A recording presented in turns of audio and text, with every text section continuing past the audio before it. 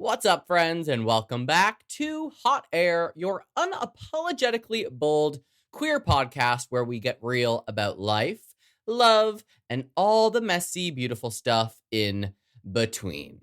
I'm Joshua Robert, and today's episode is extra special because it's my motherfucking birthday. I was going to say birthday week, but I'm more of just like a birthday human. It is my birthday today while you're listening to this, if you're listening to this on July 29th. And for this episode, I want to take you on a deeply personal journey, reflecting on the last year of growth, therapy, everything I've learned about loving myself.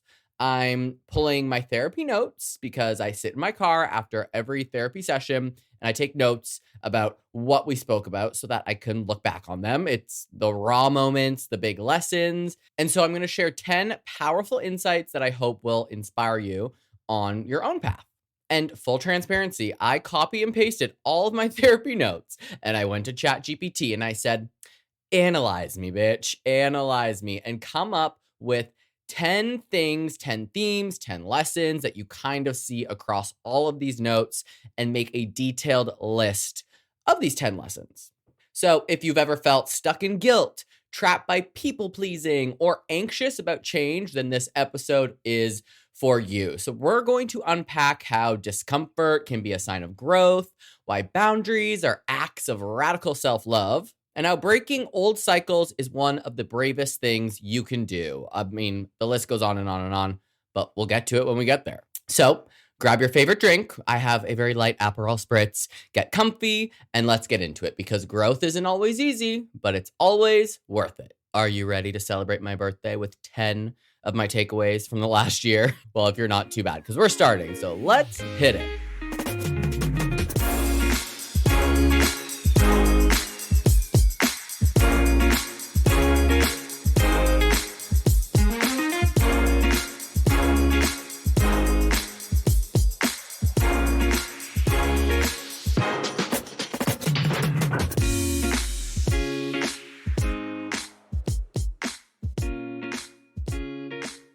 Lesson 1, facts over feelings. We're going to talk about breaking the spiral of assumptions.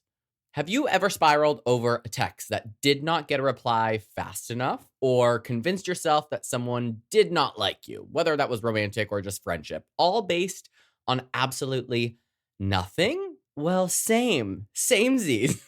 Welcome to the brain of someone with OCD, ADHD, anxiety, or, just being a normal fucking human being. But what if I told you that your feelings are not always facts? That is one of my biggest takeaways from the last year of therapy. Feelings are not facts. So when emotions run high, our brains often leap to conclusions without even checking for actual evidence. But learning to ground ourselves in facts instead of assumptions can radically shift our relationships, our self-worth, and our peace of mind. Here's how it shows up in life. Maybe you get left on red and suddenly you've written the breakup in your head. Or a friend is quiet in a group setting and you assume that they're mad at you. You make a mistake at work and you spiral into, I'm gonna get fired. Does that sound familiar? Because it sounds very familiar to me because I do it all the time. These are emotional assumptions that we mistake for being truth. And in every section, we're going to get into a bit of a psychological backing. So that's what we're going to do next. Cognitive behavioral therapy calls this cognitive distortion, specifically mind reading or catastrophizing. Our brains skip over reality and invent scenarios based on fear, insecurity, or old wounds. Grounding techniques like asking, what are the facts, are going to help activate the logical part of our brain, which is the prefrontal cortex, to override the emotional response. Your amygdala. Remember that from a previous episode? Amygdala? Couldn't pronounce it. Can now. Look at me go. So take a pause when you're having these crazy moments where you're spiraling. I do it all the time. I go, wait a second. Your imagination is running wild. What are the facts? Let's go through them. Look at them. Talk yourself off this ledge. And I promise you, it works. Also, in every section, we're going to do a little reflection and journal prompts, should you be a journaler, or you could just think these out loud and just try to work through it. So one of them is, Think of a time that you spiraled emotionally, and what did you assume? Then, what actual facts did you know at the time? Next, what story did you create in your head? Then, what would it look like to rewrite that moment using only the facts? And of course, in every section, we're also going to have a little personal story tie in. So, in one of my therapy sessions, I talked about overthinking the group dynamic at a group event. I was spiraling beyond. I was also very tired. It was a very long day. So then, when I'm extra tired, I just spiral even harder. And I was worried that I was not fitting in, that I was being judged, that everyone secretly disliked me. And this has been a constant theme for almost my whole entire life. And my therapist stopped me when I was talking to him about this, and he said, "What are the facts, not the assumptions?" And the truth was, no one had said or done anything mean to me. People were just interacting with each other in familiar ways because they had years of history and I was relatively new to the group. I was trying to wedge myself into a narrative that did not exist. And this was all based on fear. So when I returned to the facts, the spiral stopped. I wasn't an outsider, I was new. And that's the difference. So when you start spiraling, pause and ask, what are the facts? That one sentence can be your parachute out of an emotional freefall. And up next, we're getting into the mess of validation, boundaries, and family dynamics. So buckle it on up, baby. Lesson number 2. Guilt is not a GPS, it's a check engine light. So have you ever felt guilty for simply wanting something different? For needing space, changing your mind, or just choosing yourself? Guilt is one of those emotions that feels like it's trying to guide you, but more often than not, it's just your past trying to keep you small. So we're going to break down the difference between true guilt and false guilt and how to stop letting that emotional manipulation from others and yourself steer the ship. Now, guilt is not always a moral compass. It's often a sign you've outgrown a system that benefited from your silence. And here's how it might show up in your life. You might feel bad for canceling plans, even when you're overwhelmed or mentally drained. Changing your birthday plans and then immediately worrying that you're going to disappoint someone else. Or spiraling because you didn't call a parent back fast enough. Maybe constantly asking yourself, am I being selfish? And struggling to set boundaries because guilt kicks in the second that you do. All right, here's the psychological backing. Guilt is self-conscious emotion that develops from an internal sense of having done something wrong. However, psychologists differentiate between adaptive guilt, which corrects harmful behavior, and maladaptive guilt, which arises from perceived wrongdoing that isn't actually wrong. So, in childhood, if you were rewarded for being easygoing or punished for speaking up, guilt becomes a conditioned response to taking up space. For many queer individuals and those from enmeshed family systems, this guilt is heightened. It becomes less about, I did something wrong, and more about, I'm wrong for wanting this. Here's some prompts to help you if you want to journal or reflect. When was the last time I felt guilty for doing something that was ultimately good for me? What was I afraid might happen if I didn't feel guilty? Who benefits when I feel guilt, and who suffers? Can I remember a time guilt taught me something real? How was that different from the guilt I feel now? There's also this fun little exercise. It's a guilt reality check. So ask yourself, did I hurt someone? Or am I just uncomfortable because I'm breaking a pattern? And then repeat, I can disappoint others and still do what's best for me. That is the hard part. You can let people down just by taking care of yourself, but you should always come first. And here's my personal tie-in. I felt this guilt big time around for my birthday.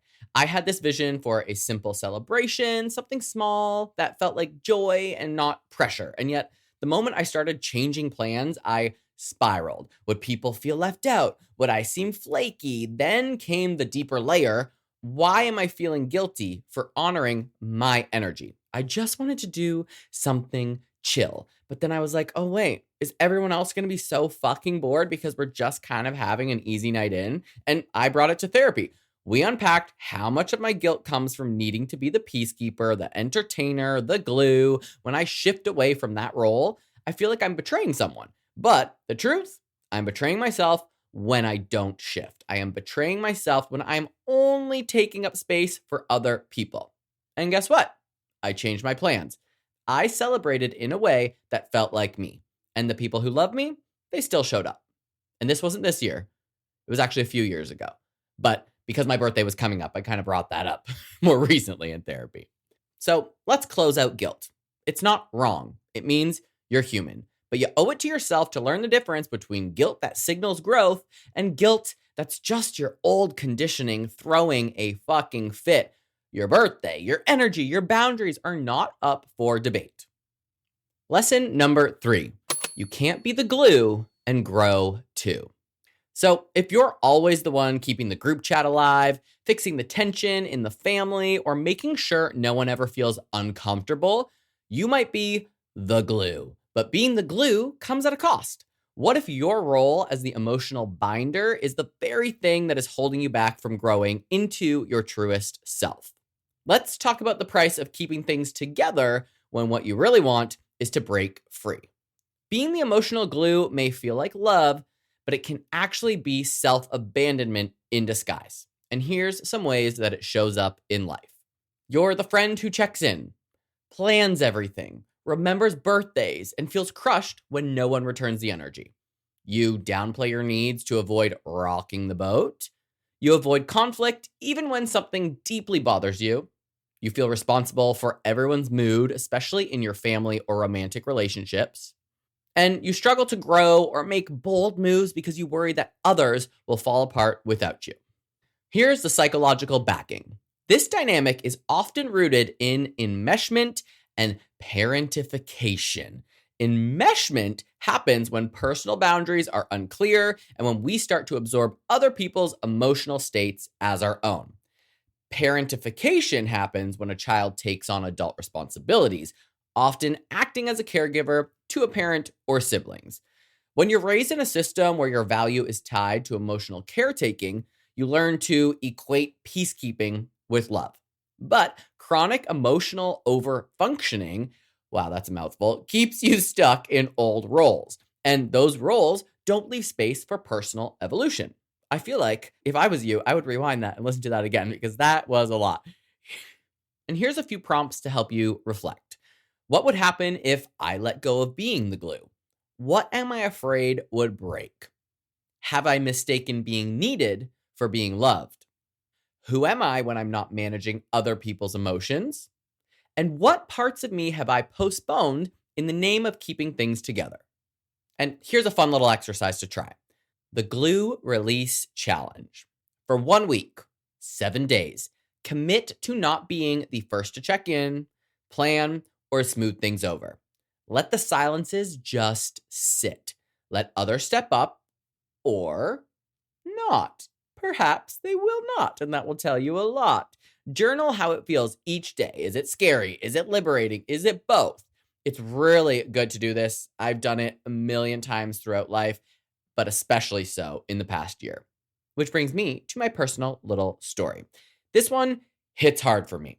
I remember sitting in therapy, completely drained, and realizing I had been playing therapist to many of my friends, emotional bodyguard to my family, and motivational coach to people I barely even fucking knew. And I was not growing. I was maintaining everyone else's stability and ignoring mine.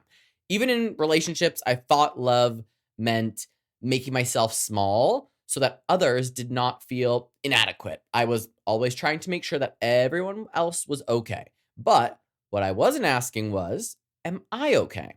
And I'm also often the first person to speak up. And one of the scariest things I did last year was step back from being the fixer. It forced people to face their own stuff. Some people didn't like it. Some have walked away and out of my life. But the ones who stayed, they started meeting me halfway. And some of them are still on their way to halfway. But you just got to take a few steps back and let people come to you. You can't build a life that's true to you while you're also holding up everyone else's.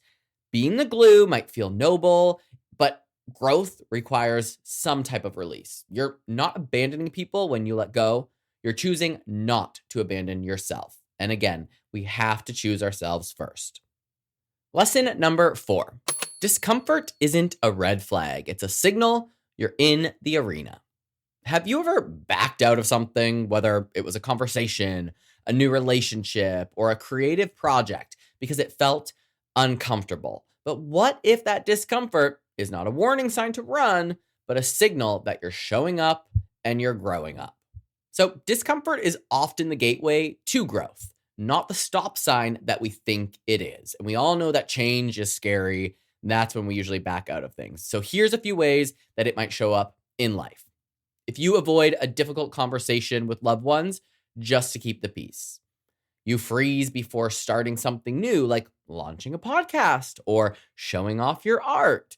You feel awkward in social settings where you want to belong but fear rejection. You hesitate to express your true feelings because vulnerability feels unsafe. Or you tell yourself, I'm just not ready, even when the fear is really just about being seen. And nobody's really ever ready to do anything. I was not ready to make this podcast. I just said, you know what? Stop being a pussy, get down to business, make it happen. And here's your psychological backing.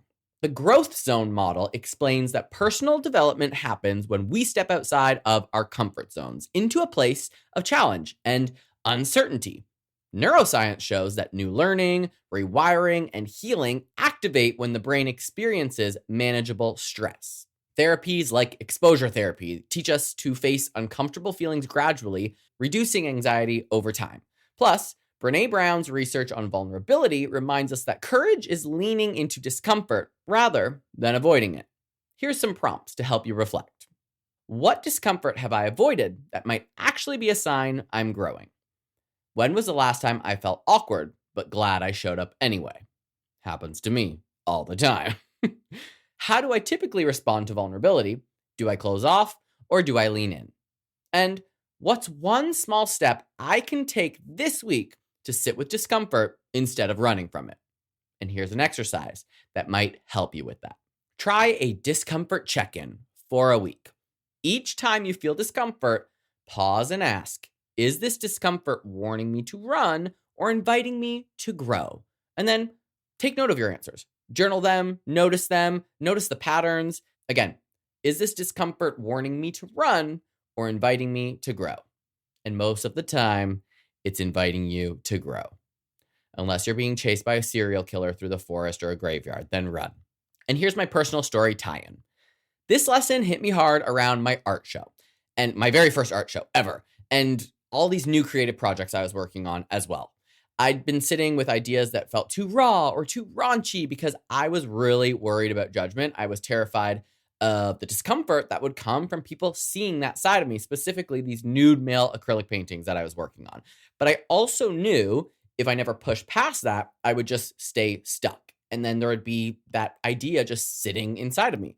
Therapy helped me name that fear and realize that discomfort was a signal, not a stop sign. So I started painting those images anyway, not perfectly, not fully formed. Some are half done. Some are some of the best things I've ever created. But honestly, with every brushstroke, the discomfort got smaller and my confidence grew. And when I have exhibited these pieces of art at my first art show and at a few of the markets I've done here in San Diego, people love those paintings. No one's bought them yet. They're for sale on my website by joshuarobert.com. But just taking that step towards the discomfort ended up feeling very rewarding. So discomfort isn't your enemy. It's your body and mind saying you're stepping into something important. So next time fear or awkwardness shows up, why don't you try leaning in? You might be standing on the edge of your biggest breakthrough, just like I did with this podcast. Scared to start it, glad I did. Lesson 5. Your boundaries are your blueprint for self-love. Have you ever felt guilty or selfish for saying no, or worried that setting a boundary would push people away? Well, let me tell you, boundaries aren't walls to keep others out. They're the foundation for how you love and respect yourself. Boundaries are not punishment for others. Although sometimes people feel like they're being punished and they are mad at you for setting them, they're acts of radical self-care that protect your energy and protect your well-being. And here's a few ways that shows up in life. Saying yes to things that you don't want to do because you fear disappointing others. feeling drained after social events, but not speaking up about your limits, accepting disrespectful behavior to avoid conflict, ignoring your gut feelings because you've been taught to prioritize others' comfort over your own, or constantly over explaining or apologizing for your needs. You can tell I'm over it all just by the tone of my voice. And here is your psychological backing. According to therapists, healthy boundaries increase self-esteem and improve relationships by clarifying what is and is not okay for you. Boundaries regulate interpersonal dynamics and prevent resentment. The amount of resentment I felt towards so many people until I started setting boundaries. Getting rid of that resentment really sets you free. And neuroscience tells us that setting boundaries activates the prefrontal cortex, the brain's decision-making center, helping to regulate emotional responses and reduce stress. Boundaries are essential for secure attachment styles and emotional safety. Again, attachment style episode last week. Go listen to it. Boundaries are essential here. And here's some prompts to help you reflect. Where in my life do I feel my boundaries are weak or non-existent? What fears come up when I think about setting boundaries? How might my relationships improve if I clearly communicated my limits? And what's one boundary I can practice setting this week, even in a small way? And to help with that, here's another little exercise, the Boundary Buddy System. Choose a trusted friend or therapist to role play with, and not in a sexual way. Set a boundary with them and practice saying what you need clearly and calmly, and then reflect on how it feels to prioritize your needs. And then if it feels good, maybe you can set it into motion. And now, my personal story tie-in. I remember setting a firm boundary with my mom last year, telling her clearly what I expected in our communication and what would happen if those boundaries were not respected. It was not easy. There was definitely guilt. It doesn't feel good to tell people that you love, like, this is where I'm going to draw the line. And there was a lot of resistance and a second guessing on my behalf. But that boundary gave me power that I had not felt in, well, I was going to say years, but probably my whole life. It clarified my limits and helped me stop just overextending myself for people who I felt were not willing to meet me halfway. And just because I felt it doesn't make it facts. Remember, facts, feelings aren't facts, but that was the way I felt about it. But all in all, it was an act of self-love that was disguised as a hard conversation. And my mom and I have talked about this at length. She's been very open to my perspective on a lot of things, especially since I started the podcast, and she listens to it. So hello, Mother. Thank you for giving birth to me on this day, 37 years ago. So boundaries are not meant to be selfish or mean. They're necessary for growth. They're necessary for healing and joy. Your boundaries are your blueprint for self-love. Protect your peace by honoring them, even when it's uncomfortable. Lesson 6. Your anxiety is not you. So anxiety can feel like a relentless voice telling you that you're about to fail, get rejected, or be abandoned. But what if anxiety is not the enemy, but it's a messenger? So we're going to explore how anxiety shows up in your life and how tuning into its signals can lead to deeper self-care and not just self-judgment. Anxiety is your nervous system's way of signaling that something needs attention. What it's not is a personal flaw or a weakness, because we all experience anxiety in one way or another. And here's some ways that it might show up in your life. You might have racing thoughts before social events or a date. Physical symptoms like a tight chest, restlessness, or night sweats, or when you sit there and your leg is shaking, tapping up and down, that's anxiety. Avoiding situations just in case something goes wrong. Replaying worst case scenarios over and over in your head, and feeling on edge even when nothing objectively wrong is happening. And that happens to me several times a week. I'm like, did I forget to pay a bill? Is my house on fire? Do I have a flat tire? I go down this rabbit hole of feeling like something is off. And I have to remind myself, everything's okay. And here is the psychological backing.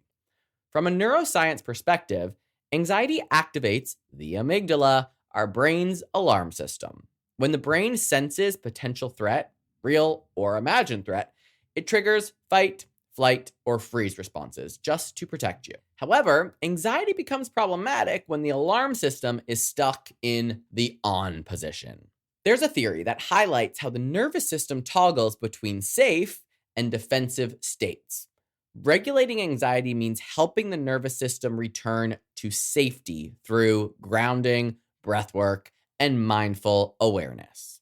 There's a lot of talk throughout all this just about being grounded. Go touch grass. And here's some prompts to help you reflect. When do I notice my anxiety rising? What are the triggers? What physical sensations come with my anxiety? How do I usually respond to anxious feelings? Do I fight? Do I flight? Or do I freeze? And what's one small self-care practice I can try next time anxiety shows up? And I'll help you with that with this grounding practice. It's the 5-4-3-2-1 technique. Name 5 things you see, 4 things you can touch, 3 things you can hear, 2 things you can smell, and 1 thing you can taste. This shifts your brain from alarm to being present. And I would imagine that can go in any order: see, taste, touch, etc. And here's my personal story tie-in. I have struggled with night sweats and restless thoughts when anxiety hits, and I struggle with it hard. And I will wake up drenched. I literally have to towel off. Sometimes I have to put a towel down on my bed because my night sweats are so bad. I actually, TMI, but I actually am like, did I wet the bed? Did I pee everywhere? Because I'm so wet. I stand up and it's dripping down my legs. Okay, TMI over. Well, it wasn't pee. It was just sweat. So one night, instead of spiraling, I paused and I did a grounding exercise that I learned in therapy. It didn't fix everything instantly, but it reminded me that I could choose to care for myself instead of beating myself up for being anxious and being like, oh my God, again, I have to wash your sheets again, blah, blah, blah, blah. I just was able to calm myself down. So therapy taught me that anxiety is not a weakness. It's a call to action, a need for safety, connection, or just rest.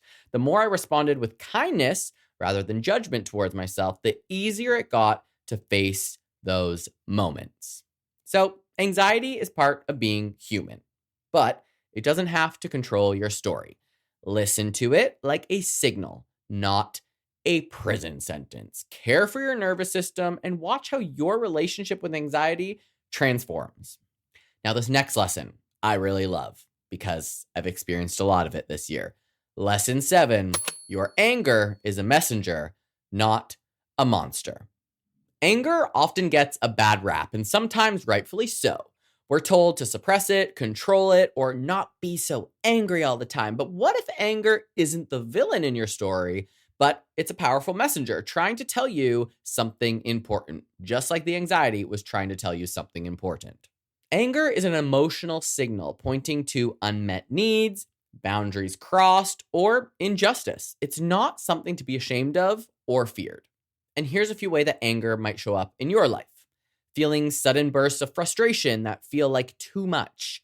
Shutting down or lashing out after holding in feelings for too long. Feeling guilty or ashamed after expressing anger. Avoiding confrontation to keep the peace, which leads to resentment. Or using humor or sarcasm to mask irritation. Guilty, guilty, guilty, guilty, guilty, all of the above. That is me. I will definitely use humor and sarcasm, if you haven't noticed, to not get so deep sometimes. And I almost always feel guilty after I get upset, even if it's justified. Here's some psychological backing. Anger is a secondary emotion.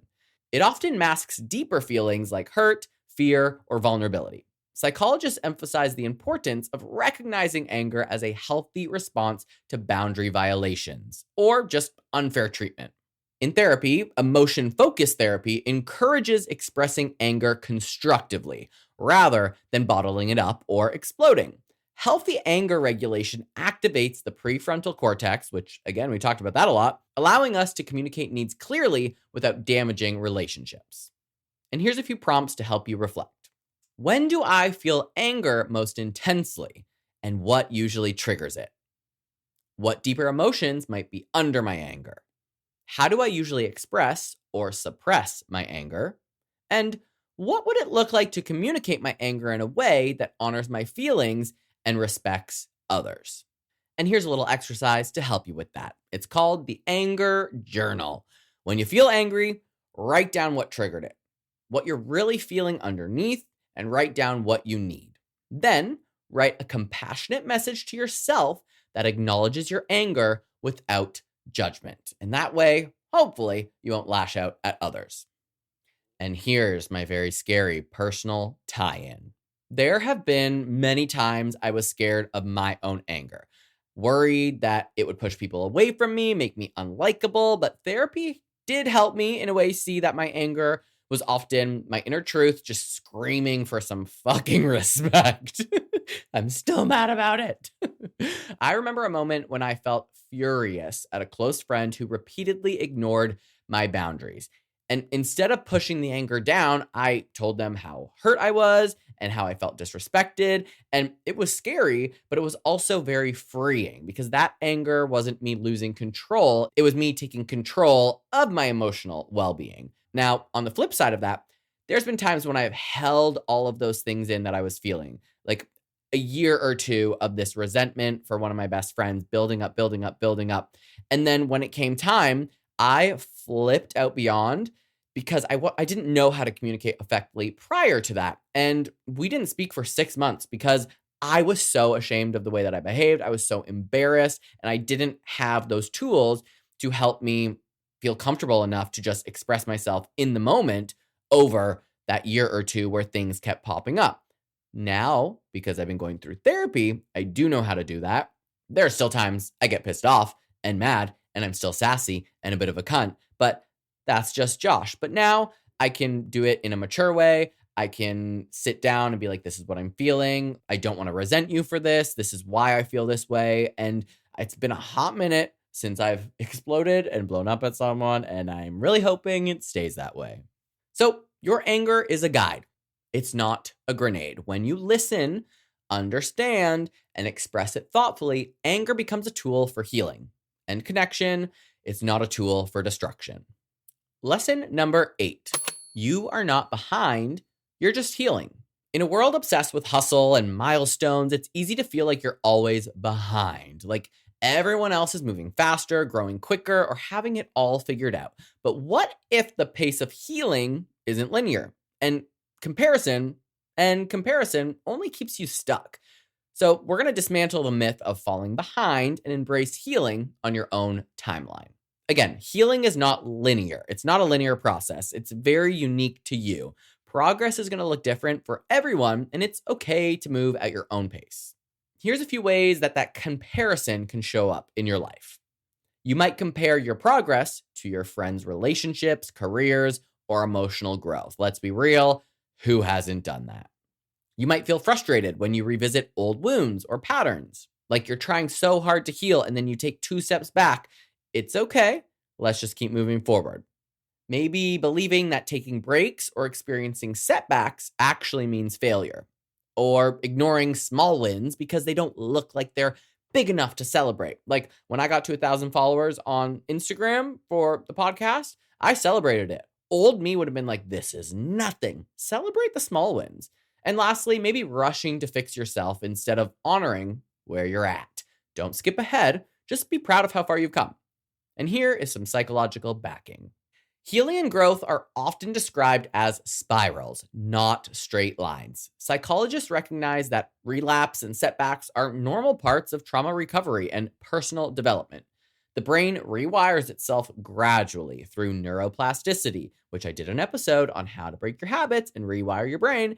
And emotional processing can take years. This is not like you don't just go to therapy for 3 months and everything's fucking hunky-dory. That's not how it works. It's a lifelong commitment. Mindfulness and self-compassion research shows that treating yourself kindly during setbacks is going to boost your resilience and motivation, whereas harsh self-judgment is just going to prolong the suffering and slow down your healing journey. Here's a few prompts to help you reflect. When have I felt like I was behind? What was happening in my life at the time? What small progress have I made that I have not celebrated? How do I talk to myself when I experience setbacks? And what would it feel like to allow myself to heal without pressure or deadlines? And here's a little exercise to help with that. Why don't you try creating a healing timeline? Create a list of milestones, big and small, in your healing journey. Therapy starts, moments of courage, boundaries set, bad days survived. Reflect on how far you've come rather than how far you still think you need to go. Because fact of the matter is, if you're in therapy and working on yourself in any way, you're leaps and bounds ahead of many other people. And here's my little personal story tie-in. I remember feeling anxious when I wasn't, quote unquote, getting better fast enough in therapy or life. And some people told me I should get a new therapist because it wasn't on their timeline. I disagree. I feel like my timeline is my timeline. However, I'd revisit old pain and wonder if I was stuck. But therapy was showing me that healing wasn't about perfection or speed. It was just about being present. It was about showing up for myself every single day, even on the hard ones, and showing up for therapy every Tuesday at 3:30 p.m. And that mindset shift helped me stop beating myself up and start appreciating the messy, beautiful process that I was on, the road that I was on. So remember that you are not behind. You're healing in your own time, in your own way. So just be patient, show up, and remember, progress is progress, no matter how small. Lesson 9, the power of breaking cycles. So have you ever felt trapped in a pattern, whether in family drama, relationships, or self-sabotage that just keeps repeating over and over? What if the power to break those cycles isn't out there somewhere else, but it's inside of you? So we're going to talk about how I sounded very Canadian there. We're going to talk about how choosing to break free is one of the boldest acts of love that you can give yourself. Breaking generational or personal cycles takes a hell of a lot of courage, and every step forward rewrites the story for yourself and those who come after you, should you be having children. I will not be, but if you have kids, you know what I mean. Here's a few ways that this can show up in life. So, recognizing patterns in your family's communication or behavior that is going to cause pain. Struggling to have different boundaries or healthier habits than those you grew up with. Feeling guilty for wanting better when others around you just accept the status quo. Or working to create new traditions or ways of relating despite resistance. And lastly, worrying if your changes will isolate you or cause conflict. And sometimes they do, and that's reality. I mean, this all is kind of focused on family stuff. So here is the psychological backing. Family systems theory explains how roles, beliefs, and behaviors get passed down unconsciously through generations. But self-awareness and intentional action allow us to disrupt these inherited scripts. Again, neuroscience shows that the brain can form new neural pathways, which supports change and healing across generations. So being a cycle breaker often means sitting with discomfort and uncertainty, but it's a vital part of growth. And here's a few prompts to help you reflect. What patterns or cycles from my family or past do I recognize in my current life? How have I tried to break or change these cycles? What fears come up when I think about stepping outside the familiar? And what would my life look like if I fully embraced being the change? Here's a little exercise to help. Try the cycle breaker letter. Write a letter to your past self or your family lineage, acknowledging the patterns and affirming your commitment to a new way of being. You do not have to send it to anyone. This is just for your healing. And now, my little personal story. In therapy, I saw how much emotional labor I had been doing. In my point of view, while my own needs sat on the sidelines.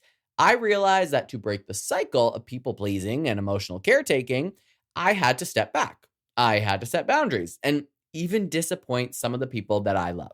And no, that's not easy. Some family members were very resistant, still are. That's on them.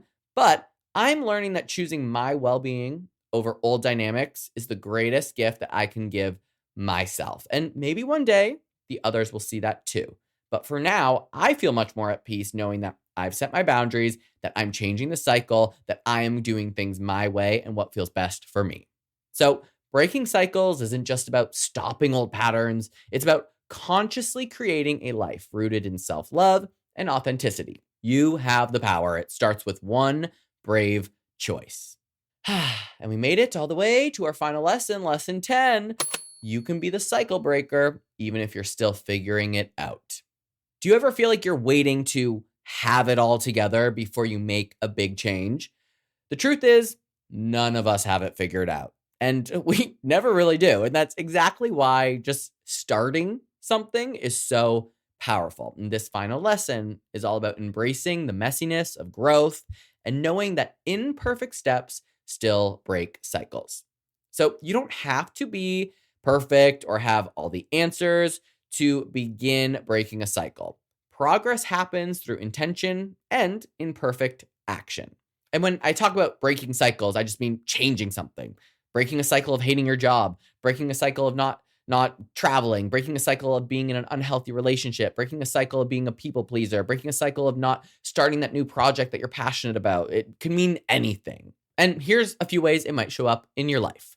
Feeling stuck because you think you need more clarity before you're going to make a change. Waiting for the right time to speak up and just appear, or the right time to set boundaries, or the right time to heal. Comparing your journey to others who seem much further ahead than you. Getting discouraged by setbacks or mistakes you might have made. And hesitating to share your story or ask for help because it's not perfect. Psychologists recognize that self-compassion and growth mindset are essential for substantial change. Research shows that treating yourself kindly during setbacks fosters resilience. And we all know imposter syndrome, but imposter syndrome often tricks us into thinking that we are not ready to act. But neuroscience reminds us that growth and change happen through practice, not perfection. So small, consistent steps help build new habits and emotional strength. And here's some prompts to help you reflect. What perfect conditions am I waiting for before I can act? How can I practice self-compassion when I stumble? What small, imperfect step can I take today towards breaking my cycle? Who can support me in this journey, even when it feels messy? And here's a little exercise to help with that. Why don't you try the Imperfect Action Challenge? Pick one small change related to breaking a cycle. Set a boundary, share a feeling, or just simply say no to something that you don't want to do. Do it without over-planning or waiting for perfect timing. Then think about or journal how it feels. And then what did you learn from that? Just try doing one small thing differently than you might have done last week. And here is my personal little tie-in. I often catch myself stuck in what I love to call the waiting room. I'm just waiting to feel ready or waiting to feel perfect before making moves in life, in art, in creating a podcast. Therapy reminded me that growth is not a straight line, and mistakes do not erase progress. I love that. Mistakes happen so you can learn something. They don't erase how far you have come. So when I finally started sharing more authentic parts of myself, even if they were messy or vulnerable and raw, I realized that I was already breaking old patterns that I set for myself just by showing up. I didn't need a perfect script. I just needed the courage to start. I didn't need a perfect podcast idea. I just needed to sit down and say, you know what? You've been thinking about this for years. You've had a million different podcast concepts. You have this cycle of getting excited about an idea and then creating a logo and then creating a concept. And then I get so deep in this planning that I'm like, it's not perfect. The planning isn't perfect. The format isn't perfect. So I stop. I give up. And by now, who knows? I could have been one of the top podcasters in the world had I have started a podcast 17 years ago when I wanted to. But I finally was like, this is your idea. It's called Hot Air. You're going to talk about whatever you're passionate about that week. And who cares if you fuck up? Who cares if the sound is off one week? Who cares if, you're staying up late some nights to edit it and put it up there? Who cares if the lighting is off? Who cares if your bronzer looks fucked up one day? Like, nothing is perfect. Just fucking start. And if you are working on yourself, you're already breaking cycles just by choosing to grow, to heal, to love yourself in all of those wonderful imperfections. So keep showing up, keep trying. The journey is yours. And just the journey is enough. Unless you're trying to get to the gym on time and there's a lot of traffic, then the journey is really annoying. But like the journey and healing, enough. And that is your 10 lessons, my 10 takeaways from therapy in the last year. Being 36, I mean, technically it's your 37th year of life, but God, I guess I'm going into my 38th year of life. But when I was 36, that whole year was about growth. It was about therapy. It was about finding new friendships. It was about exploring who I am. It was about change. It was about cutting the patterns, trying new things, breaking the cycles. Everything that I just listed are things that I have done, and it takes time. I am not perfect at them, but I'm on my way to being better at them. Like, I literally, as I said at the top, copy and pasted my very detailed notes, a gazillion of them from every therapy session, put them into ChatGPT, and this is what that wonderful little AI system came up with. And reading it and going through that all with you is very refreshing. And I'm excited to go into 37 and bring you along for the ride as I continue to learn things in therapy, about dating, about queer life, about myself, about just growth and change. And there is so much more to come. And really, overall, like, I just hope that that was helpful. I hope you picked up on some things. I hope we learned some things together. It was very helpful for me to look back on how far I've come. So thank you so much for spending this time with me and on my very special birthday. And again, just remember that growth isn't linear. You don't have to have it all figured out just to start healing. Like, it's better to just go, just do it. Take the first fucking step.